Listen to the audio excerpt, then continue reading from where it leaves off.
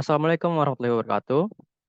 Kami dari kelompok 3 ingin mempresentasikan hasil diskusi kami mengenai antibakterial fleksibel triboelektrik nanogenerator via capillary force lithography untuk memenuhi mata kuliah teknik dan fabrikasi nanolitografi RNA1. Berikut anggota kelompok kami, ada Rizal Ardianto dengan NIM akhir 008, Ahmad Rizky Fahrozi dengan NIM akhir 039, dan Lingga Mahesa dengan NIM akhir 036, 063. Untuk introduksi, dalam dunia teknologi, energi terbarukan inovasi terus berkembang untuk menciptakan solusi yang lebih efisien dan berkelanjutan. Salah satu teknologi yang menarik perhatian adalah triboelectric nanogenerator atau tank yang mampu menghasilkan listrik dari energi mekanik sekitar kita. Namun seiring dengan kemajuan ini, muncul tantangan baru terkait kebersihan dan keamanan penggunaan tank, terutama dalam konteks penggunaan wearables. Dalam upaya untuk mengatasi masalah ini, penelitian terbaru telah mengusulkan pendekatan inovatif dengan memanfaatkan nanopatterning pada film tipis poliuretan termoplastik atau TPU untuk menciptakan tank fleksibel dengan kemampuan antimikroba melalui teknik capillary force lithography. Struktur nano yang tepat dapat dikendalikan tanpa memerlukan peralatan canggih atau teknik yang memakan waktu. Dengan demikian, peningkatan kinerja energi tank dan pencegahan pembentukan biofilm dapat dicapai tanpa perlu menambahkan bahan kimia tambahan. Penelitian ini tidak hanya memberikan pemahaman yang lebih dalam tentang bagaimana pola-pola nano memungkinkan kinerja puncak tank, tetapi juga mengintegrasikan tank ke dalam perangkat pintar sebagai sensor layar transparan. Teknologi tank dengan kemampuan antimikroba ini memberikan harapan baru dalam pengembangan perangkat wearable yang tidak hanya efisien dalam menghasilkan energi, tetapi juga aman digunakan dalam konteks kesehatan dan kebersihan. Dengan adanya peningkatan kesadaran akan pentingnya higienitas dalam desain perangkat teknis dan medis, terutama yang melibatkan permukaan yang sering disentuh, tank dengan kemampuan antimikroba menjadi solusi yang relevan dan inovatif. Diharapkan bahwa penelitian ini akan membuka peluang baru dalam pengembangan teknologi wearable yang ramah lingkungan dan aman bagi pengguna, serta memperkuat kontribusi tank dalam mendukung keberlanjutan energi di masa depan. Dengan integrasi teknologi ini ke dalam perangkat pintar seperti layar sensor transparan pada smartwatch, kita dapat melihat potensi besar dalam penerapan solusi energi yang inovatif dan ramah lingkungan. Selain itu, kemampuan tank untuk menghasilkan listrik dari gerakan jari juga membuka peluang baru dalam pengembangan interaksi manusia-mesin yang responsif dan efisien. Dengan demikian, pengembangan tank dengan kemampuan antimikroba tidak hanya menciptakan solusi teknologi yang canggih, tetapi juga memberikan kontribusi nyata dalam membangun dunia yang lebih bersih, aman, dan berkelanjutan bagi kita semua. Oke, kemudian dilanjutkan dengan bagian metodologi. Untuk bahan-bahan sendiri dalam pembuatan teknologi ini, yang pertama ada polyether base TPU granules, kemudian ada N-dimethyl formamide, kemudian ada THF, kemudian ada metanol, etanol, PVDF, ada PDMS with the cross linker, ada PET sheets, dan yang terakhir ada konduktif ITO PET sheets. Next. Nah, untuk pertama-tama kita melakukan preparasi TPU. Untuk preparasi TPU sendiri, 100 mg butiran TPU dilarutkan dalam 10 ml THF pada suhu 60 derajat Celcius dan dicampur dengan kuat selama 48 jam untuk mendapatkan larutan yang homogen.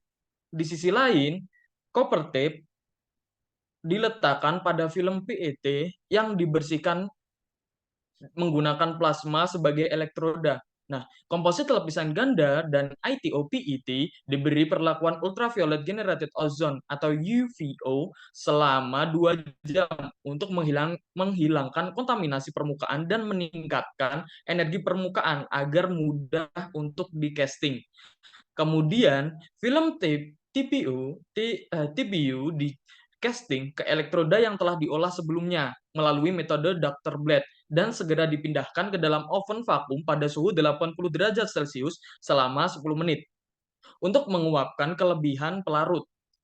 Film PVDF disiapkan melalui proses yang sama Untuk preparasi PVDF, 1.500 mg bubuk PVDF dilarutkan dalam 10 ml di MF pada suhu 90 derajat Celcius dan dicampur dengan kuat selama 24 jam untuk mendapatkan larutan yang homogen. Eh, Larutan larutan PVDF di casting pada substrat kaca yang telah dibersihkan dengan UVO dan segera dipindahkan ke dalam oven vakum pada suhu 90 derajat Celcius. Setelah benar-benar kering, film PVDF dikupas dari substrat untuk digunakan lebih lanjut.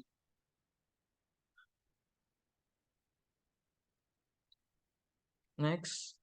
Kemudian ada dilanjutkan dengan metode capillary force lithography. Nah, untuk proses litografinya sendiri ini menggunakan metode single imprinting dengan uh, cara thermal annealing. Nah, pertama-tama kita harus menyiapkan mold dengan cakram penyimpanan optik DVD, CD, dan BD. Nah, untuk langkah pertama litografi gaya kapiler, yang pertama karena lapisan data reflektif logam berada pada posisi berbeda dari cakram ini, metode yang diterapkan digunakan untuk mengekspos pola beragam. Cetakan master DVD disiapkan dengan memisahkan substrat polikarbonat, menghilangkan lapisan reflektif logam berdasarkan jenis perekatnya, dan membilasnya secara menyeluruh dengan banyak metanol. Lapisan logam reflektif CD dan BD masing-masing terletak di permukaan, bawah, dan atas. Lapisan-lapisan ini dapat dengan cepat dilepas dengan adhesive tape diikuti dengan langkah pencucian etanol. Kemudian menyiapkan channel pattern cross-linked elastomer templates atau elastomer dengan rasio bahan pengawet 10:1 atau 20:1 persentase berat. Nah, untuk caranya sendiri, cara disiapkan dengan cara mengawetkan PDMS pada dismeter mold pada suhu 120 derajat Celcius selama 6 jam. Kemudian untuk penggunaan PDMS, stempel PDMS dengan delta H yang berbeda dengan tetap mempertahankan pitch lateral atau panjang gelombang yang sama, prosedur pra pengawetan PDMS diterapkan. Larutan elastomer PDMS yang telah disiapkan terlebih dahulu telah diawetkan sebelumnya pada substrat kaca yang diberi perlakuan UVO untuk jangka waktu terbatas. Kemudian, bantalan PDMS yang terikat sebagian dikupas dan dipindahkan ke cakram sampai benar-benar kering pada suhu 120 derajat Celcius selama 6 jam.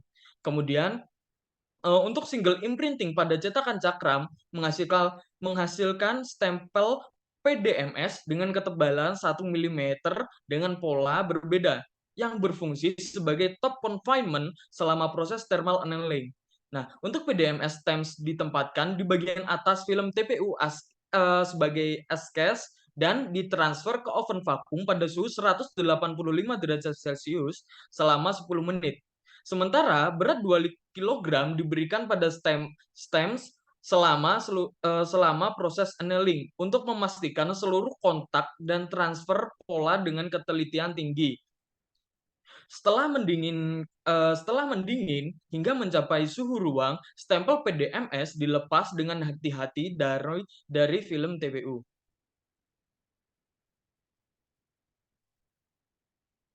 Nah, kemudian dengan dilanjutkan fabrikasi single electrode tank. Untuk pertama-tama, ujung load resistor dihubungkan dengan bare part tembaga PTPU, CU, PET untuk menjadi tank. Sedangkan ujung lainnya sebagai ground. Kemudian PVDF di situ berfungsi sebagai bahan aktif dan pengujian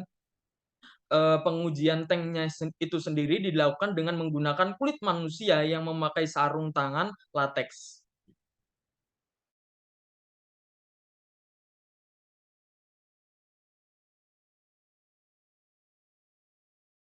Kemudian dilanjutkan dengan pengujian kemampuan antibakterial. Nah, permukaan PTPU disterilkan dengan larutan etanol 70% dan dikeringkan menggunakan nitrogen. Kemudian sampel ditempatkan ke dalam cawan Petri dengan 50 ml suspensi bakteri dan diinkubasi selama 24 jam. Kemudian dilakukan pembilasan dengan buffer PBS steril. Nah, bakteri yang menempel pada substrat dicitrakan menggunakan konfokal laser scanning mikroskopi dengan perbesaran lensa objektif 20 kali.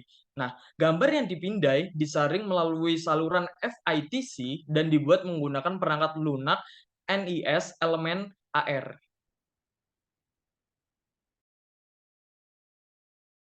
Untuk karakterisasinya sendiri, pertama-tama dilakukan karakterisasi topografi pola permukaan film TPU menggunakan instrumen AFM, kemudian digunakan instrumen FTIR untuk melihat gugus-gugus fungsi, kemudian dilanjutkan dengan pengukuran tegangan dan arus keluaran tank menggunakan instrumen sistem elektrometer. Kemudian hidrofilisitas permukaan digunakan pengukuran menggunakan tensiometer.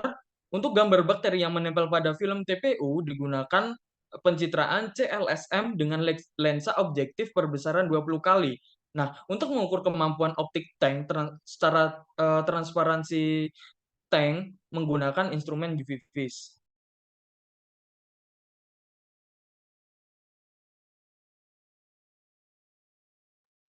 Pada bagian selanjutnya yaitu ada result and discussion.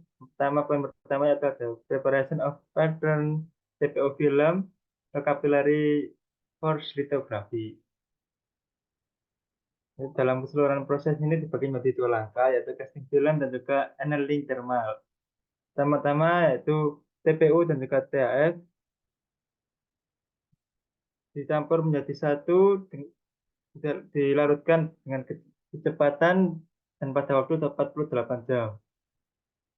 Setelah itu di casting di atas sebuah substrat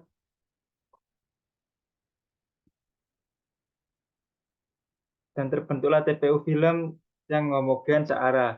Dan di tingkat selanjutnya yaitu ada penyiapan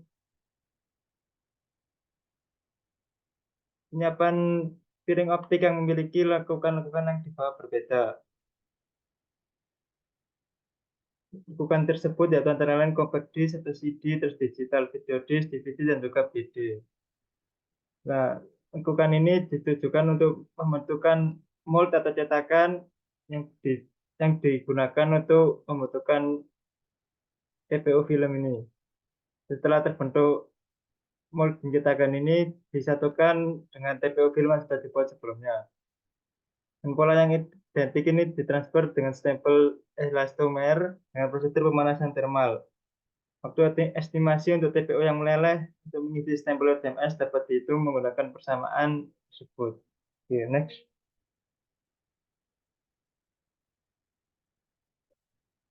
Pada bagian selanjutnya yaitu ada surface characterization of TPU films.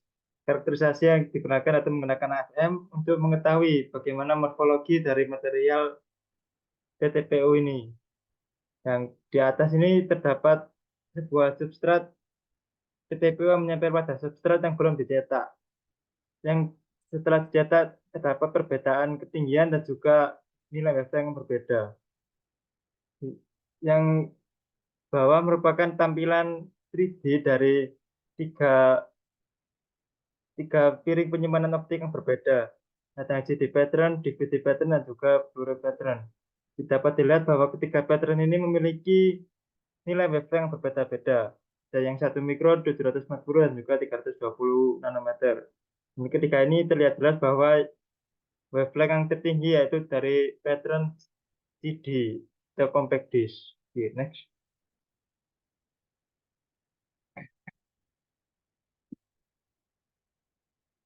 Pada bagian selanjutnya yaitu ada fabrikasi of TPU base tanks. Ini merupakan susunan-susunannya yaitu yang supportnya dari PET. Elektroda yang digunakan yaitu copper dan di elektriknya TPU, sedangkan yang bagian dielektrik atau bagian lawannya yaitu PVDF.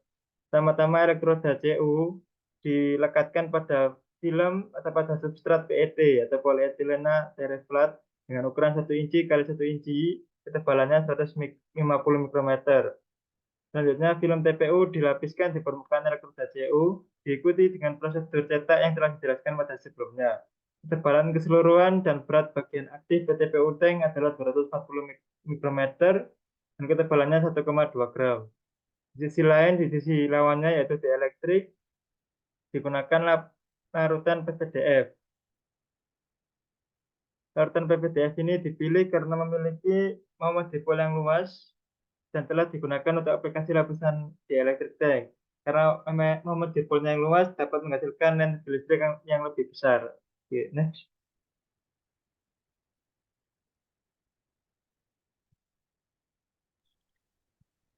Kemudian dilanjutkan dengan electrical performance dari PTPU tanks. Nah, gambar-gambar di bawah ini mencantumkan tegangan rangkaian terbuka keluaran VOC dan arus terhubung singkat ISC tank dengan morfologi permukaan yang berbeda-beda. Nah, untuk pada gambar A dan B, PTPU dengan pola BD secara efektif dapat meningkatkan SCA sehingga puncak VOC dan ISC ditingkatkan menjadi 56 volt dan 2,8 mikroampere. Peningkatan hampir 3 kali lipat dibandingkan dengan kelompok kontrol. Kemudian pada gambar C dan F, C sampai F, VOC dan ISC berkorelasi positif dengan peningkatan delta H. Nah, untuk gambar G sampai H, merangkum tren nilai puncak rata-rata VOC dan ISC untuk setiap perangkat secara umum pada panjang gelombang yang tetap, amplitudo pola permukaan PTPU yang lebih tinggi dapat secara efektif meningkatkan kinerja keluaran tank. Sebaliknya, panjang gelombang yang lebih tinggi menghambat pembangkitan keluaran listrik pada amplitudo tetap.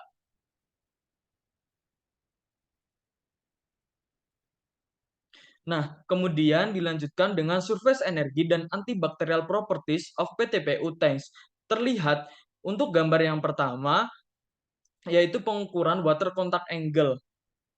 Untuk yang menggunakan CD, terlihat bahwa energi water contact angle atau hidrofobisitas sebuah material itu lebih tinggi dan memiliki energi yang lebih tinggi daripada kontrol yang lain. Kemudian untuk CLSM image for E. coli bakteri, terlihat bahwa PTPU menggunakan CD pattern tidak terlihat ada pertumbuhan bakteri.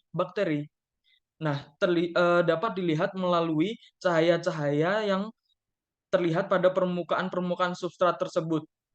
Sehingga PTPU yang menggunakan CD pattern sangat-sangatlah efektif sebagai material antibakterial untuk teknologi ini.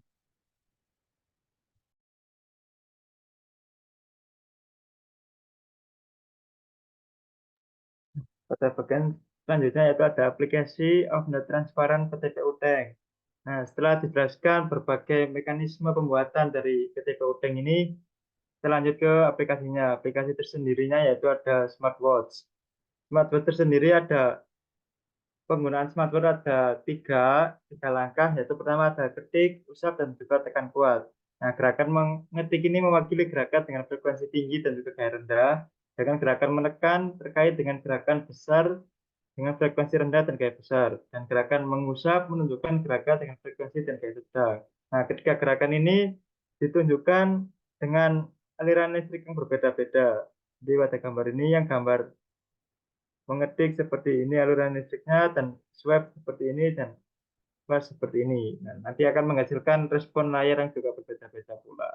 Oke, next. Selanjutnya masuk pada bagian kesimpulan.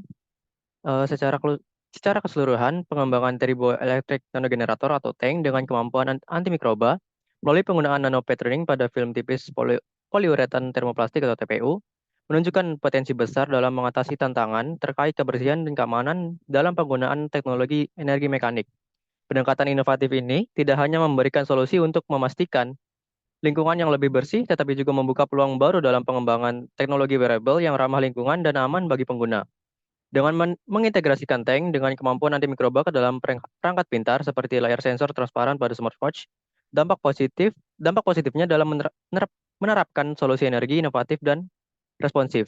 Selain itu, potensi tank untuk menghasilkan listrik dari gerakan jari juga membuka peluang baru dalam pengembangan interaksi manusia mesin yang efisien. Dengan demikian, pengembangan tank dengan kemampuan antimikroba tidak hanya menciptakan solusi teknologi yang canggih, tetapi juga memberikan kontribusi nyata dalam membangun lingkungan yang lebih bersih, aman, dan berkelanjutan bagi kita semua. Sekian presentasi dari kami. Kurang lebihnya mohon maaf. Wassalamualaikum warahmatullahi wabarakatuh.